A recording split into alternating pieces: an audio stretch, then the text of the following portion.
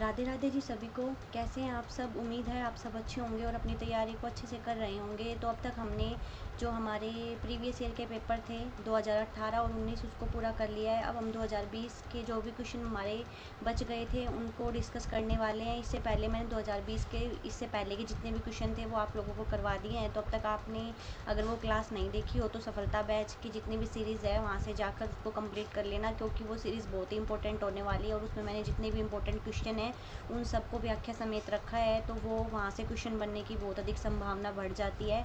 तो आप सब उस क्लास को ज़रूर देखना। और जिसने एनसीईआरटी मल्हार की नई पुस्तक को अभी तक नहीं पढ़ा है, उसके जो एमसीक्यू सीरीज़ है तैयार नहीं की है, वो भी मेरी पीछे की जो मैंने एनसीईआरटी की क्लास करवाई है वहाँ से अपनी जो तैयारी है कर सकते हैं। जिसने अभी तक चैनल को सब्सक्राइब नहीं किया वो चैनल को सब्सक्राइब कर लेना, क्योंकि आने वाले टाइम में मैं जितना भी लिटरेचर का पोर्शन है सारे जो मेरे नोट्स हैं उनको मैं अपने चैनल पर करवाने वाली हूँ। और बाकी अगर वीडियो अच्छी लगे तो लास्ट में लाइक करना।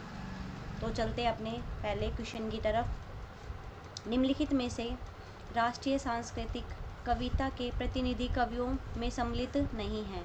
तो हमें वो बताना है जो हमारी राष्ट्रीय सांस्कृतिक कविता के जो प्रतिनिधि कवियों में सम्मिलित नहीं है। तो मैथिली शरण गुप्त, विजय देव नारायण शाही, बालकृष्ण शर्मा नवीन, माखनलाल चतुर्वेदी। तो इनमें से कौन है जो राष्ट्रीय सांस्कृतिक कविता में शामिल नहीं है? तो वो है विजय देव नारायण शाही। इसके अलावा मैथिली शरण गुप्त, माखनलाल चतुर्वेदी और बालकृष्ण शर्मा नवीन, इनको राष्ट्रीय सांस्कृतिक जो कविता है उनके अंतर्गत रखा जाता है। इन्होंने जो है उस प्रकार की कविताएं लिखी है। तो विजय देव नारायण शाही हैं, ये राष्ट्रीय सांस्कृतिक कविता के प्रतिनिधि कवियों में इनको सम्मिलित नहीं किया जाता। ये हिंदी साहित्य की नई कविता के दौर के प्रसिद्ध कवि और आलोचक है। क्योंकि ये विजय देव नारायण शाही हैं जी, ये किसके हैं भाई? नई कविता की। ठीक है, नई कविता के कवि और आलोचक हैं। हिंदी साहित्य में छायावाद के बाद 1930 में जो प्रवृत्ति दिखाई पड़ी उसे उत्तर छायावाद के नाम से जाना जाता है। तो उत्तर छायावाद का समय कौन सा था? छायावाद के बाद 1930 का समय। ठीक है, इसमें विकसित जो दो धाराएं थी वो थी, एक तो राष्ट्रीय सांस्कृतिक काव्य धारा और एक थी व्यक्तिगत प्रणयमूलक काव्य धारा।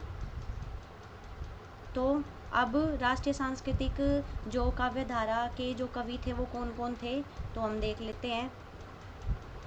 राष्ट्रीय सांस्कृतिक काव्य धारा के कवि में रामधारी सिंह दिनकर, ठीक है, उसके बाद सुभद्रा कुमारी चौहान, माखनलाल चतुर्वेदी, बालकृष्ण शर्मा नवीन और श्याम नारायण पांडे।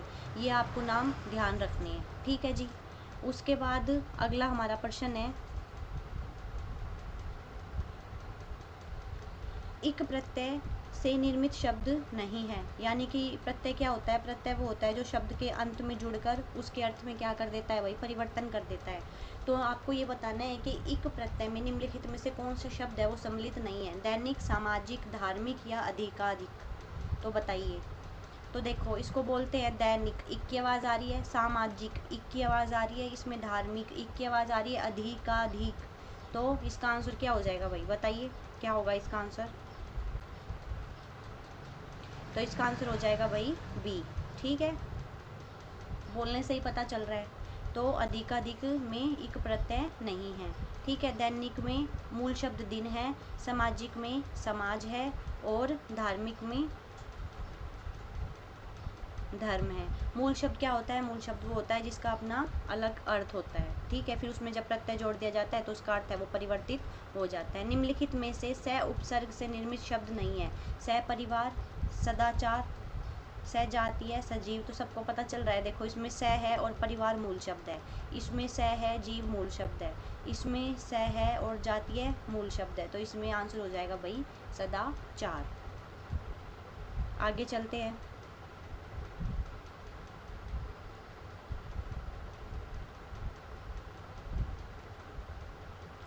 चलनो अब केतकी, प्रणकुटी करे हो कित है। सीता द्वारा कही गई प्रस्तुत पंक्ति में राम ने उनकी कौन सी मनोदशा को लक्षित किया है? ठीक है, चंचलता, प्रसन्नता, मधुरता या फिर आतुरता। चलनो अब केतकी, प्रणकुटी करे हो कित है। ठीक है, तो बताइए इसमें जो सीता है उनकी जो मनोदशा है वो किस प्रकार की है? उनमें चंचलता थी, मधुरता थी, आतुरता थी या फिर प्रसन्नता थी। तो उनमें क्या थी भाई, उनमें आतुरता थी। वो जब चलते चलते थक जाती हैं तो वो आतुर होके पूछती है कि राम जी अब हमें बता दो कि हमारी जो अब कितना और चलना है और जो हमारी प्रणकुटी है वो कितनी दूर और है। ठीक है, तो सीता द्वारा कही गई है। ठीक है, रचनाकार तुलसीदास जी हैं और कवितावली से अवतरित, ठीक है, प्रस्तुत सवैया। ठीक है, इसमें क्या है, राम और सीता द्वारा कही गई जो पंक्ति है इसमें राम ने उनकी आतुरता को व्यक्त किया है। तो ध्यान रखना है, अगली बार हो सकता है ये पंक्ति देके पूछ ले कि ये किस रचना से है, तो ये किससे है भाई, कवितावली से। ठीक है, आगे चलते हैं। जनेंद्र कुमार की रचना है मिठाई वाला, पापा खो गए, चिड़िया की बच्ची या फिर दादी माँ। पापा खो गई एनसीईआरटी में है, मिठाई वाला भी एनसीईआरटी में है। ठीक है, तो बताइए जनेंद्र कुमार की रचना कौन सी है? तो इसका आंसर क्या होगा भाई, इसका आंसर हो जाएगा सी। इनकी बाकी रचनाएं देख लेते हैं। जनेंद्र कुमार की रचनाएं इसमें है फांसी, याद रखनी है, मोस्ट इम्पोर्टेंट, वातायन, नीलम देश की राजकुमारी, पाजेब। ठीक है, ये याद रखनी है। उसके बाद आगे चलते हैं, ये देख लेते हैं पापा खो गए किसकी है, पापा खो गए ये है विजय तेंदुलकर की एकांकी जो कि एनसीईआरटी में है। ठीक है जी, पिछले वाली में, आपकी बार तो मल्हार का सिलेबस चेंज हो गया है। उसके बाद मिठाई वाला भगवती प्रसाद वाजपेयी और दादी माँ शिव प्रसाद सिंह। किसका संबंध मागधी अपभ्रंश से है? बिहारी, असमी, बंगाली और मराठी। संबंध नहीं है, सॉरी, मागधी अपभ्रंश से नहीं है। किसका संबंध मागधी अपभ्रंश से नहीं है? तो जैसे कि सबको पता है कि मागधी में बिहारी, ठीक है, उसके बाद असम की, ठीक है, और बांग्ला और उड़िया ये शामिल है, और इसमें मराठी शामिल नहीं है। ये किसकी है, ये महाराष्ट्र की है। ठीक है, तो इसका आंसर सी हो जाएगा। निम्नलिखित में से मैथिली शरण गुप्त की रचनाओं का जो क्रम है वो लगाना है। ठीक है, सही क्रम से लगाना है। रंग में भंग, भारत भारती, पंचवटी और साकेत। तो बताइए इसका सही क्रम कौन सा होगा मैथिली शरण गुप्त की रचनाओं का? तो सबसे पहले आता है भाई रंग में भंग 1909 में, फिर भारत भारती 12 में, पंचवटी 25 में और यशोधरा 31 में। तो इसका आंसर हो जाएगा ए। तो रंग में भंग 1909, भारत भारती 1912, पंचवटी 25, साकेत 31 मैथिली शरण गुप्त की रचनाओं का सही क्रम है। रंग में भंग है जयद्रथ वध, ठीक है, भारत भारती, फिर उसके बाद किसान। बहुत पूछी जाती है मैथिली शरण गुप्त की, एक रचना इंपॉर्टेंट है, यहीं से ध्यान रख लेना। पंचवटी, साकेत, यशोधरा, द्वापर, जय भारत, विष्णुप्रिया। ठीक है, गुस्से में उबली कठपुतली के मन में निम्नलिखित, यानी कि मन में निम्नलिखित में से कौन सी इच्छा नहीं जागी? ये क्वेश्चन है एनसीईआरटी से, एनसीईआरटी ओल्ड वाली, और अब है न्यू वाली। और क्वेश्चन कहाँ से आएंगे अब की बार देखना, नई वाली में से 101% क्वेश्चन मिलेंगे आपको।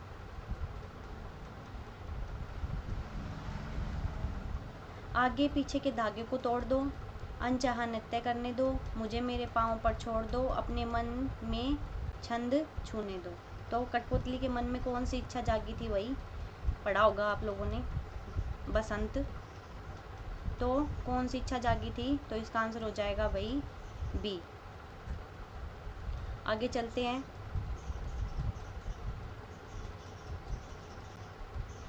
कैसे कहूँ कि मनुष्यता एकदम समाप्त हो गई है, कहूँ कि लोगों में दया माया रह ही नहीं गई है।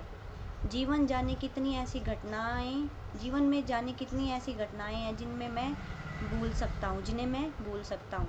ये जो कथन है किस रचनाकार का है? दोबारा पढ़ते हैं कि कैसे कहूँ कि मनुष्यता एकदम समाप्त हो गई है। ठीक है, कैसे कहूँ कि लोगों में दया माया रह ही नहीं गई है। जीवन में जाने ऐसी कितनी घटनाएं हुई हैं जिन्हें मैं भूल सकता हूँ। हजारी प्रसाद द्विवेदी, हरिशंकर परसाई, रामदर्श मिश्र और शिव प्रसाद सिंह। तो ये कथन किसका है भाई? ये कथन है हजारी प्रसाद द्विवेदी जी का। ठीक है, श्रेष्ठ निबंधकार हैं। इनकी जो अन्य रचनाएं हैं वो देख लेते हैं। हजारी प्रसाद द्विवेदी जी की अशोक के फूल, कल्पलता, कुटुज और आलोक परव सभी मोस्ट इम्पोर्टेंट है।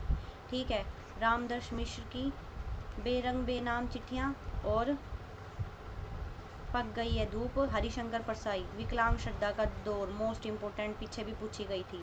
सदाचार का ताबीज इम्पोर्टेंट। तुलसीदास चंदन घसे इम्पोर्टेंट। प्रेमचंद के फटे जूते सिलेबस में है इसलिए most important, this is most important. ठीक है, आगे चलते हैं। तुम्हें बताऊंगी कि हमारे समय और तुम्हारे समय में कितनी दूरी हो चुकी है, यहाँ तक कि बचपन की दिलचस्पियाँ भी बदल गई है।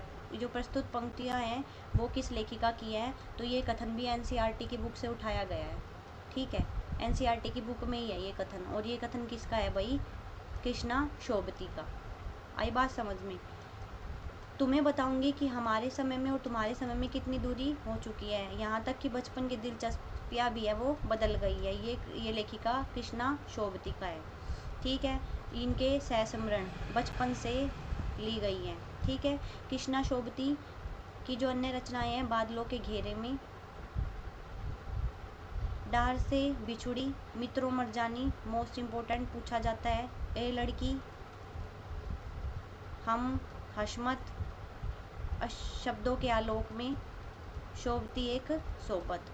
ठीक है, मनु भंडारी यही सच है 1966, आपका बंटी 1971, एक इंच मुस्कान 1972 और महाभोज 1979।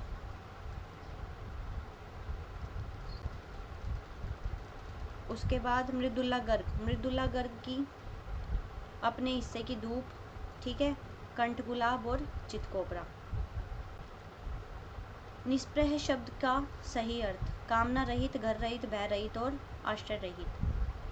तो क्या हो जाएगा इसका भाई? कामना रहित। आगे चलते हैं।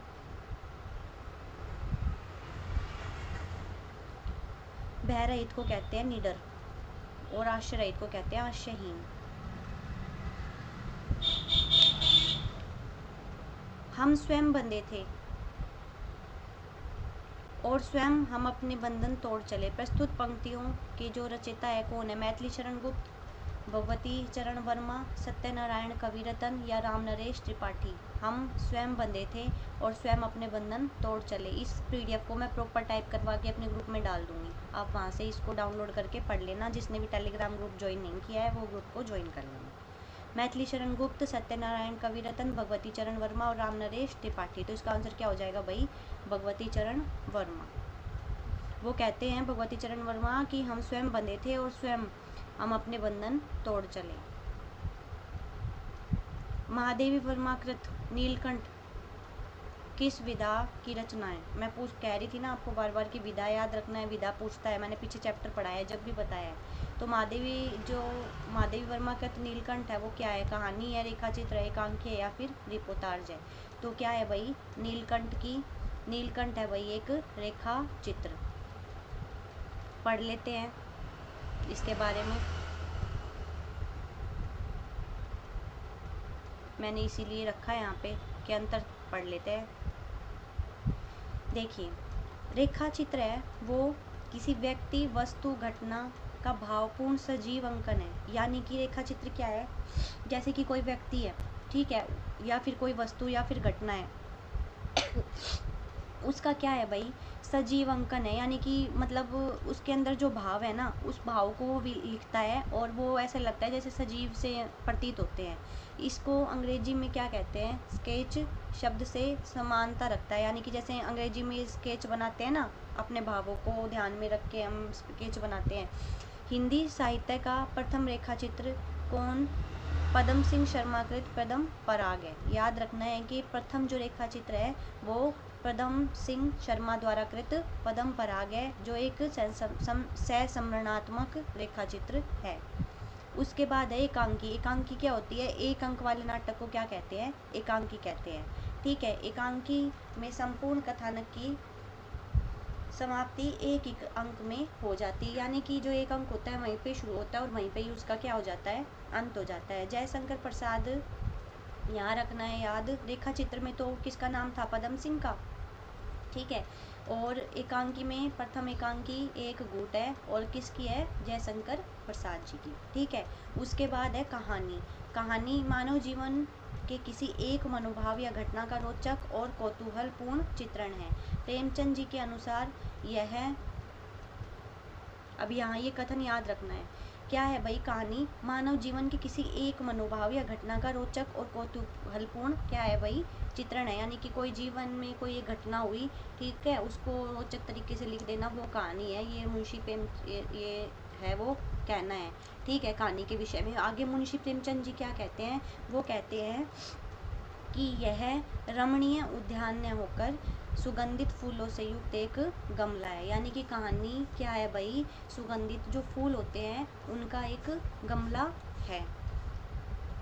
यहाँ रामचंद्र शुक्ल की इंदुमती, ठीक है, 1900 में हिंदी की प्रथम कहानी मानते हैं, ठीक है, जबकि हजारी प्रसाद द्विवेदी दुलाई वाली को प्रथम कहानी मानते हैं। तो याद रखना है, हजारी प्रसाद द्विवेदी दुलाई वाली को मानते हैं और रामचंद्र शुक्ल है वो इंदुमती को हिंदी की प्रथम कहानी मानते हैं। ये इम्पोर्टेंट है कि दुलाई वाली को हजारी प्रसाद द्विवेदी ने प्रथम कहानी माना है। ये हमारी यूजीसी नेट के सिलेबस में भी लगी हुई है, हम पढ़ते हैं वहाँ पे। और इंदुमती है जो उसको रामचंद्र शुक्ल जी ने हिंदी की पहली कहानी माना है। आगे चलते हैं। समासिक पदों के घटकों को अलग करने की रीति को क्या कहते हैं। समासिक पदों के घटकों को अलग करने की रीति क्या कहलाती है। समास, विग्रह, विच्छेद या फिर निग्रह, तो क्या कहलाती है। समासिक पदों को अलग करना क्या कहलाती है, विग्रह। तो इसका आंसर हो जाएगा भाई विग्रह। समास क्या होता है, जिसमें दो पदों को जोड़ दिया जाता है, एक पद और दो पद, पूर्व पद है ना, और एक उत्तर पद, दो पद होते हैं, ठीक है, किसी भी शब्द में। जैसे कि रसोई घर लिख देती हूँ मैं यहाँ पे, ठीक है, पूर्व पद और उत्तर पद ऐसे हो गया, आगे वाला पूर्व हो गया, पीछे वाला उत्तर हो गया, ठीक है। तो जब इनको साथ में लिखा जाता है तो ये समास है, और जब इनको अलग कर दिया जाता है तो ये समास विग्रह कहलाता है, ठीक है। तो समासिक पदों के घटकों को अलग करने की रीति क्या कहलाती है, समास विग्रह कहलाती है। और जब दो शब्दों या दो से अधिक शब्दों को मिलाकर जब नया परिवर्तन आता है या नया शब्द बनता है तो उसे हम क्या कहते हैं भाई, उसे हम समास कहते हैं। मनवा तो दहु दिसी फिरे, यह तो सुमिरन नाही। यह जो काव्यांश की पंक्ति है किस कवि की है, ठीक है, सूरदास, रसखान, रहीम और कबीरदास। वो कहते हैं कि ये जो मन है ये क्या है भाई, दहु दिसी फिरे, ठीक है, जो मन है वो क्या है भाई, 10 दिशाओं में भटकता रहता है। तो ये किसकी है भाई, ये कबीरदास की है। और ये प्रश्न भी NCERT से है, NCERT बहुत ज़रूरी हो गई, NCERT याद रख लेना, पढ़नी है, ठीक है। ये पुराने वाले सिलेबस से है, 8th के, उसमें चैप्टर है ये, उसमें है। तो कबीरदास जी क्या कहते हैं जी, कबीरदास जी कहते हैं कि मनुआ तो दहु दिसी फिरे, यह तो सुमिरन नाही, ठीक है, कि जो आपका मन है वो 4 दिशाओं में भटकता रहता है, 10 दिशाओं में भटकता रहता है, तो ये सुमिरन थोड़ी ना है। सुमिरन तो होता है कि मन लगा के, ध्यान लगा के भगवान की भक्ति करना। कबीरदास जी है वो भक्ति काल की निर्गुण शाखा की है। देखो भक्ति काल में 2 शाखा थी, एक निर्गुण और दूसरी क्या थी भाई, दूसरी थी सगुण, ठीक है। निर्गुण में तो कौन थे, निर्गुण में वो थे जो ईश्वर को ब्रह्म के समान मानते थे कि कण कण में कौन है भाई, भगवान है। और सगुण जो क्या करते थे, सगुण को ऐसे लगा लो कि सगुण थे मूर्ति पूजा वाले, मीराबाई, ठीक है, मीराबाई हो गई जैसे।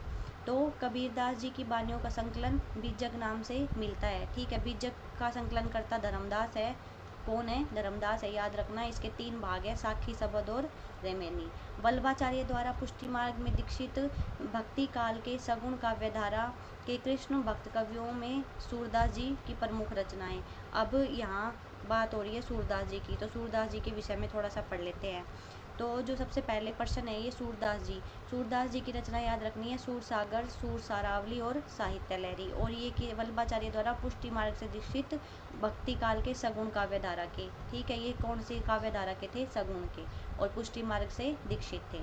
रसखान सबको पता है कृष्ण के भक्त थे, तो ये भी सगुण में ही आएंगे। और पूरा नाम क्या था, सैयद इब्राहिम रसखान का। इनकी जो रचनाएं हैं वो है सुजान रसखान और प्रेम वाटिका। रास पंचाध्यायी और मदनाष्टक रहीम दोहावली किसकी है भाई, रहीम की। रहीम दोहावली, मदनाष्टक और रास पंचाध्यायी, तीनों नाम याद रखने हैं, मोस्ट इम्पोर्टेंट।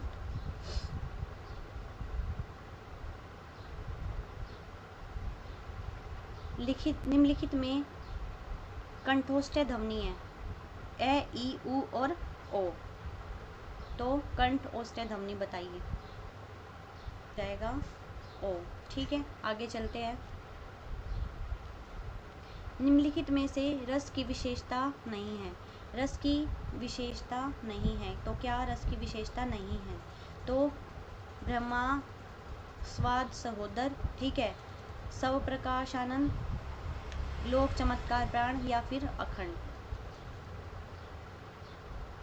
ब्रह्मास्वाद सहोदर, उसके बाद सव प्रकाश आनंद, उसके बाद लोक चमत्कार प्राण और अखंड, तो इसका आंसर हो जाएगा सी। तो पढ़ लेते हैं। विश्वनाथ ने साहित्य दर्पण में रस के स्वरूप को व्यक्त करते हुए लोकतर चमत्कार प्राण माना है, अर्थात इस प्रकार रस की मूल जो स्थिति है वो अलौकिक है। आगे चलते हैं।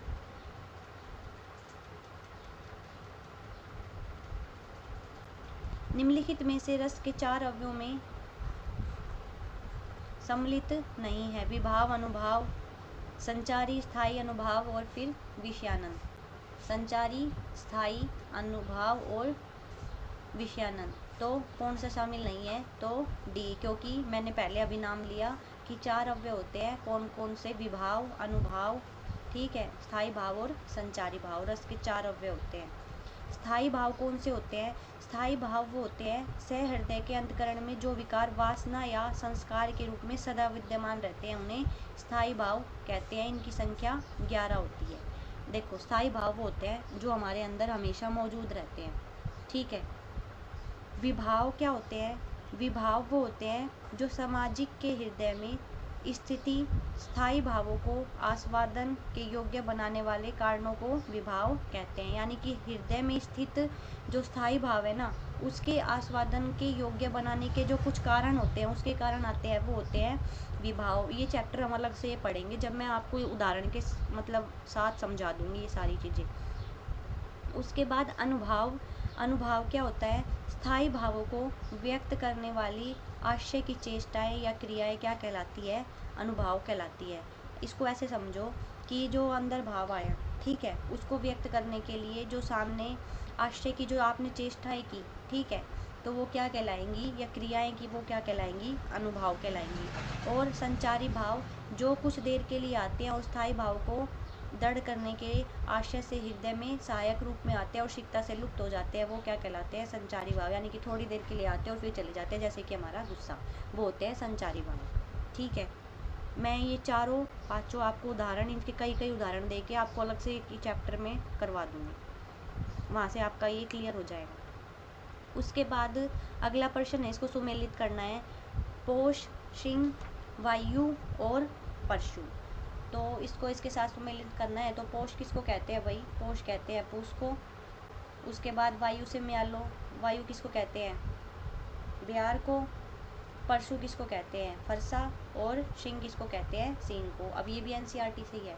और ये क्या पूछ रखे है पता है, ये पूछ रखे हैं वो हमारा वो चैप्टर है ना, राम लक्ष्मण परशुराम संवाद, ठीक है, उसमें ये शब्द है, ठीक है, उन शब्दों को देके इनका वो पूछ रखा है, तत्सम से तद्भव बनाना।